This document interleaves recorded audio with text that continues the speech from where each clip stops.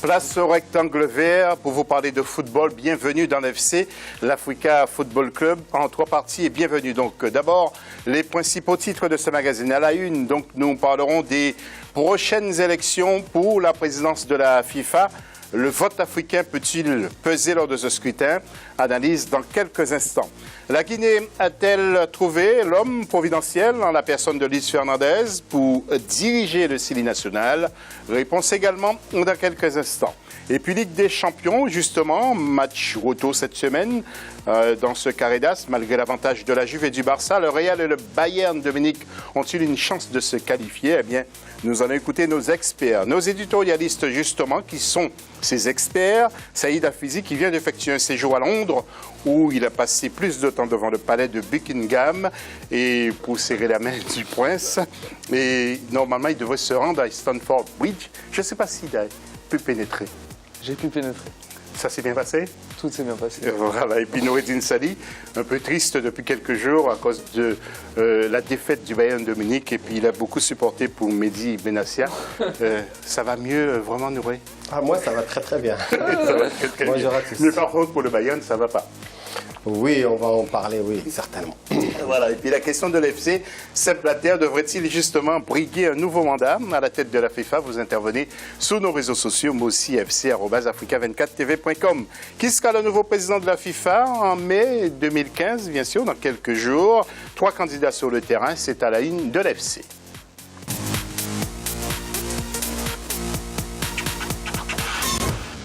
D'abord, un petit mot sur les principaux dirigeants qui ont été à la tête de la FIFA. Tout d'abord, il y a eu le Français Robert Guérin de 1904 à 1906, 2 ans. En anglais, Daniel Burley, Rodefall de 1906 à 1918. Il a passé 12 ans. Le Français Jules Rimet, donc d'ailleurs une coupe, la Coupe du Monde s'appelle encore Jules Rimet. Je ne sais pas si c'est inscrit là-dessus. Noureddine, vous ne l'avez pas vu? Non, c'est pas écrit en tout petit? Si, il est bien inscrit sur le trophée. Ouais. Voilà, d'autres dirigeants comme les Anglais Arthur Drury, qui a dirigé en 1955 jusqu'à 1961, c'est-à-dire 6 ans, et Stanley Rousse de 1961 à 1974, 13 ans, et puis tout le monde connaît, c'est l'époque d'ailleurs aussi de notre jeune Saïd Hafizi, le Brésilien João Havelange, donc de 1974 à 1998, il a passé 24 ans à la tête de la FIFA. Et enfin, le Suisse Sepp Blatter depuis 17 ans. Alors, messieurs, tout de suite, la question se pose. Est-ce que c'est normal qu'on passe autant de temps? Est-ce que 2 mandats ne suffiraient pas, Saïd? Il faudrait effectivement limiter les mandats, selon moi, parce qu'un mandat, ça ferait un peu trop court pour qu'il y ait une continuité dans un travail. Donc, un mandat seulement, c'est trop court pour pouvoir voir justement les fruits du travail qui a été accompli. Il faut laisser le temps quand même de mettre en place un certain nombre de choses pour la présidence. Après, effectivement, il faut limiter à 2 mandats parce que derrière, il y a une certaine habitude qui s'installe, il n'y a pas de nouvelles idées, il n'y a rien qui émerge, on rentre dans un système où effectivement ça devient assez monotone, on n'a pas de... Voilà, c'est comme en fait un président de la République, sauf que là on gouverne le sport mondial, on gouverne le football mondial, donc c'est le sport numéro 1. Donc à un certain moment, il faut limiter les mandats comme dans une démocratie classique et laisser émerger de nouveaux talents qui peuvent apporter un souffle nouveau, des idées nouvelles à ce football. Saïd Hafizi l'a pas dit, mais les combines ont le temps de s'installer lorsqu'on passe trop de temps. Je me fais son interprète. On sait très bien ce qui se passe dans ces organisations en général. Si on revient juste avant, en tout cas pour Blatter, il a encore quelques années pour égaler João Havelange, le Brésilien, hein, parce qu'il a passé plus de temps. Mais on sait très bien que João Havelange, il s'est éclipsé à raison de santé. C'est pas limite d'âge, c'est pas les mandats. On sait très bien comment ça se passe dans cette organisation. Pour faire le parallèle avec la nôtre, par exemple, quand on vient de changer les statuts et changer l'âge limite qui était de 70 ans. Maintenant, on va encore avoir, bien sûr, en 2017, nous aussi, notre Blatter à nous. Et on sait très bien ces organisations, comment ils sont gérées. Et même l'élection, on va en parler pas un petit peu, mais on sait très bien, les enjeux, ils sont déjà joués. Voilà, merci messieurs les représentants des 199 fédérations sous les 204 affiliés à la Fédération internationale participeront donc à ce fameux vote. Alors, quel peut être le poids des votes justement du continent africain à cette élection? Le dossier a été préparé par notre rédaction et commenté justement par Birama Saoua Nera. Et regardez, c'est un très beau sujet. L'élection du président de la FIFA, Fédération internationale de football association, aura lieu le 29 mai en Suisse. Pour cette élection, l'actuel président de l'instance est considéré comme un grand favori. Le soutien de la CAF, Confédération africaine de football, à Sepp Blatter semble acquis. Le soutien de la CAF est admis par toutes les fédérations africaines. Plusieurs voix se sont levées pour évidemment apporter ce soutien à M. Blatter. Il s'agit notamment de M. Keti Nyakendi du Ghana et aussi la zone est de l'Afrique qui a également apporté son soutien. Maintenant, il faudra poser peut-être la question individuellement aux associations nationales pour savoir ce qu'ils en pensent. Mais globalement, on va dire que oui, l'Afrique est totalement acquise à la cause de Sepp Blatter. Le continent africain représente 54 des 209 voix appelées à se prononcer sur l'élection du futur président de l'instance internationale de football. Pour les spécialistes du ballon rond, le vote africain est décisif dans cette élection. Il y a 54 pays africains qui sont affiliés à la FIFA. Donc, si vous faites bien les comptes, 54 pays, c'est beaucoup pour pouvoir faire élire le président de la FIFA. Et d'ailleurs, ces dernières semaines, dans sa campagne, le président Sepp Blatter a multiplié les visites en Afrique pour pouvoir convaincre son électorat, pour pouvoir énumérer toutes les réalisations que la FIFA a apportées à l'Afrique depuis son accession à la présidence. Le président de la CAF, Issa Hayatou, a appelé les présidents des fédérations de la zone CAF à voter en faveur du président Sepp Blatter. Pour beaucoup d'observateurs, les consignes du dirigeant du football africain ont beaucoup de sens d'être suivies le 29 mai prochain. Le Suisse Sepp Blatter briguera un 5e mandat à la tête de la FIFA face à 3 autres candidats, notamment le néerlandais Michael van Praag, le portugais Luis Figo et le prince jordanien Ali Ben Al-Hussein. Voilà justement le Jordanien qui se serait retiré. Donc nous allons voir les candidats dans l'ordre justement de Sepp Blatter que vous allez donc apercevoir. Il y a le Portugais, ancien ballon d'or, Luis Figo, et le président de la Fédération néerlandaise de football, M. Michael van Praag. Alors, messieurs, je vais me tourner vers vous. Nous allons voir les photos défiler dans quelques instants. Alors, disons que la place aussi est bonne, hein, Saïd, si tout le monde veut rester aussi longtemps. Nous voyons les différents candidats. Allez-y. On dit dans les coulisses, entre guillemets, que c'est même meilleur qu'être président de la République d'un certain nombre de pays. On a beaucoup de pouvoir quand on est président de la FIFA. On sait maintenant que le football, ça a des enjeux géopolitiques, ça a des enjeux économiques vraiment très importants. Donc être à la tête d'un football mondial, c'est quelque chose de vraiment très enviable. Maintenant, on voit clairement que le continent africain va voter pour Sepp Blatter et va suivre les consignes d'Issa Hayatou. Donc c'est une fidélité de longue date entre Issa Hayatou et Sepp Blatter. Maintenant, il serait peut-être temps pour le continent africain également en échange de ce vote-là, parce qu'on voit le poids énorme. On voit le poids énorme. En échange de ce vote-là, de peut-être demander par exemple une place supplémentaire en Coupe du Monde, d'essayer de monnayer ce poids que représentent les fédérations africaines. Donc une voix, effectivement, il faut que le continent africain en tire quelque chose de positif. Noureddine, qu'est-ce que vous répondez? Vous êtes d'accord avec Saïd ou bien vous avez d'autres propositions? Oui, en grande partie, je suis d'accord sur les propos de Saïd. Sauf que moi, je changerais le mot en échange par une certaine légitimité.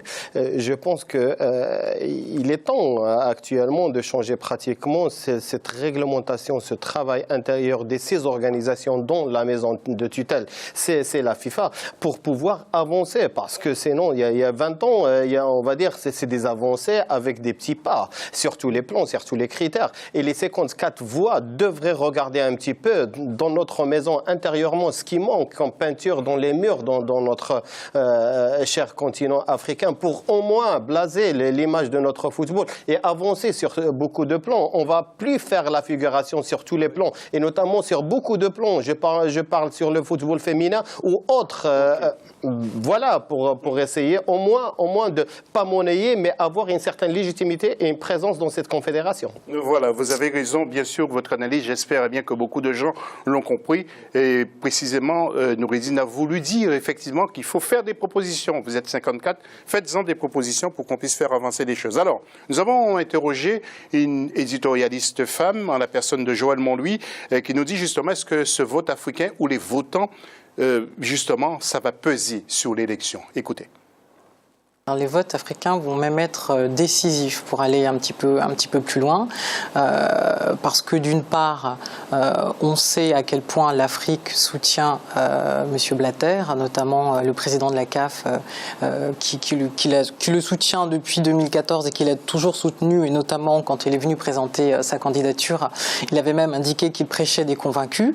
Donc ça, c'est la première chose. Et ensuite, quand on regarde le décompte à proprement parler, si on prend les voix de l'Afrique avec les voix de l'Asie combinées, on arrive à un total de 101 voix, sachant qu'il faudrait 105 voix pour être élu. Donc on comprend l'importance et l'intérêt de l'Afrique dans ce vote. Voilà, et puis sur le retrait du prince, et Noureddine aurait un meilleur accent que moi, bien sûr, du prince Ali bin al-Hussein, écoutez ce que nous dit Joëlle Montlouis. Alors ça paraît assez logique.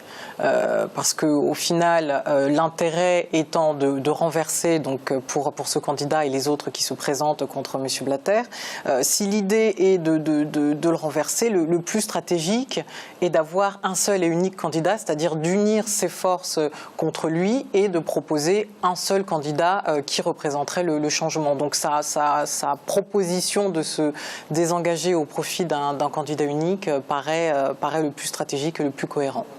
Et avant de retrouver nos éditorialistes et puis d'écouter aussi un membre de la CAF, mais aussi Joseph-Antoine Bell, dernière intervention de Joëlle Montlouis, c'est à propos de Sepp Blatter. Est-ce que c'est vraiment l'homme qu'il faut aujourd'hui pour diriger la FIFA ? Je ne sais pas si c'est l'homme qu'il faut à ce jour pour gérer la FIFA.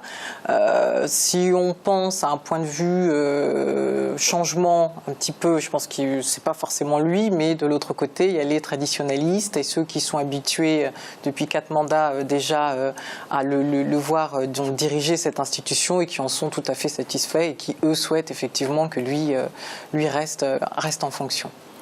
Alors, pour les modalités, nous allons retrouver Djibril Traoré, qui est journaliste malien, mais aussi membre de la CAF. Avant ça, la réaction de nos éditos sur ce que disait Joëlle Montlouis. Tout d'abord, Saïd, je veux vous demander d'être assez court. Oui, totalement d'accord avec ce qu'a dit Joëlle Montlouis. On voit le poids énorme que représente le continent africain. Donc si en plus on lui rajoute le poids du continent asiatique, les entre guillemets pays émergents ou pays en voie de développement, c'est une manne énorme. Et moi, je reste sur la ligne voilà, quand il y a un électorat aussi puissant, il faut savoir le convaincre. Et le convaincre pas par une personne, pas par un nom, mais le convaincre par des idées et par rapport à un intérêt pour ces associations-là. Oui, alors Noureddine, vous attendez qui serait capable de faire le prochain élu pour l'Afrique? Oui, non. Oui. Donner au Maroc, par exemple. Pour vous parler une Coupe du Monde. Une Coupe du Monde. Si ça tourne en Afrique, après l'Afrique du Sud, on sait très bien que c'est le Maroc qui tient la route actuellement sur tous les plans infrastructurels et sur tous les plans, hein, même je pense de la vie. Non, on va dire à la marocaine actuellement, sportivement parlant, je pense que c'est le pays qui tient la route. Juste pour revenir sur les propos de Joëlle, c'est vrai que c'est une élection à la politique pour ne pas avoir beaucoup de partis, pour ne pas éparpiller les voix. Certainement, le Qatarien, il s'est retiré. On sait très bien pourquoi il s'est retiré, parce qu'il y avait déjà dans le passé récent certaines négociations par rapport à la délivrance et l'attribution d'une Coupe du Monde en 2022. Tout ça, ça joue. Il faut pas se voiler la face. On sait très bien comment ça se passe dans ces conditions. C'est une certaine négociation. Voilà, tout à fait. Alors, nous avons Joe avec nous en ligne, mais nous allons aussi entendre Djibril Traoré. Joe, merci d'être avec nous pour des gros dossiers comme ça chaque lundi. Alors, la CAF, Joe, tout d'abord, s'est positionnée en faveur de Sepp Blatter. Est-ce une bonne démarche? Le problème, bonjour à tous déjà. Le problème n'est pas de savoir si c'est une bonne démarche. Le problème est de savoir si c'est une démarche efficace pour celui qui va être élu. Il s'agit d'élections, donc tout ce qu'on fait est d'abord par rapport aux élections. Maintenant, par rapport à la morale, l'Afrique, aujourd'hui, peut-être qu'elle a appris du passé. Vous vous rappelez qu'en 2002, Issa Hayatou avait été candidat contre Blatter. À ce moment-là, il se disait candidat de l'Afrique, mais les Africains n'avaient pas voté pour lui. Donc, c'est très bien qu'il ait tiré les leçons de ce qui s'était passé pour qu'aujourd'hui, les Africains s'unissent pour voter comme un seul homme. Mais je crois quand même que dans le monde d'aujourd'hui, même si cela peut être vrai dans les urnes, on n'aurait pas dû proclamer cela parce qu'à ce moment-là, on accrédite effectivement l'idée selon laquelle les Africains seraient des moutons qui vont tous du même côté. Je crois que c'est une élection où c'est un homme, une voix, donc un membre, une voix, et il ne faut donc pas proclamer comme ça l'Afrique pour telle, comme si elle avait été à vendre et qu'on l'avait achetée entièrement dans un temps. Donc, je crois qu'il faut quand même donner l'impression de gens qui réfléchissent par eux-mêmes et qui sont totalement libres. Oui, alors Joe, on essaie d'être pédagogue dans cette émission FC, puis justement nous avons appelé Djibril Traoré, qui est journaliste et membre de la CAF, qui nous parle un peu du mode de scrutin pour cette élection. Écoutez Djibril Traoré, et après on vous reprend. C'est comme toutes les élections au niveau international dans le football, hein, c'est-à-dire que c'est les fédérations généralement qu'on appelle associations nationales qui se réunissent, si je dis qui sont convoquées par la FIFA, et ce sont justement ces fédérations-là qui votent. Et ces fédérations votent, en fait les gens pensent que ce sont les membres du comité exécutif de la CAF, de la CONMEBOL et tout ça qui votent. Non, c'est les associations qui vote, c'est-à-dire qu'une voix, une association, une voix. C'est-à-dire tout simplement que la voix de la France est égale, n'est-ce pas, à la voix de Sao Tomé et Principe. Oui. Alors Joe, une autre question un peu plus délicate à vous poser. Si Blatter perd, est-ce que notre continent risque de se trouver isolé sur la scène internationale et privé d'un deuxième mondial? D'une deuxième organisation, bien sûr. Non. Je pense qu'il faut déjà que je précise quelque chose. Ce que Djibril vient d'expliquer ne correspond pas au script qui va avec son nom. Et c'est donc l'occasion de réparer cela. Okay. Djibril n'est pas membre de la CAF. Djibril est simplement dans l'équipe dirigeante. Il a un poste à la CAF, il n'est pas membre de la CAF. Et donc les membres de la FIFA, ce ne sont pas les membres du comité exécutif. Ce sont les différentes fédérations qui sont membres de la FIFA. Blatter en personne n'est pas membre de la FIFA. Blatter dirige la FIFA, mais il n'est pas membre. Donc revenons à votre question. Tout ça, c'était juste pour aller dans votre sens, pour faire la pédagogie, pour que nos téléspectateurs nous comprennent bien et qu'ils apprennent quelque chose. L'Afrique ne va pas s'isoler sur le plan international à cause de ça. L'Afrique va être davantage courtisée à cause de ça.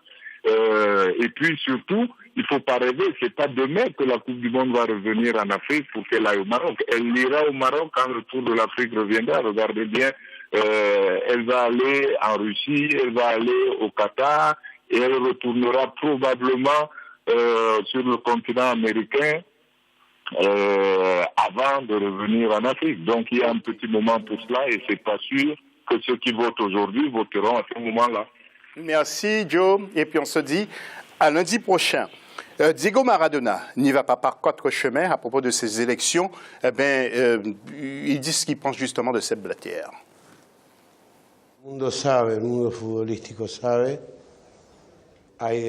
Comme le monde du football le sait, à l'intérieur de la FIFA, il y a une anarchie totale. Un seul homme décide de tout, mais il ne sait absolument rien. Par conséquent, le temps du changement est venu. Il en est ainsi parce que même ses collègues devraient lui conseiller de partir. Il a fait beaucoup de dégâts au football depuis qu'il est en poste.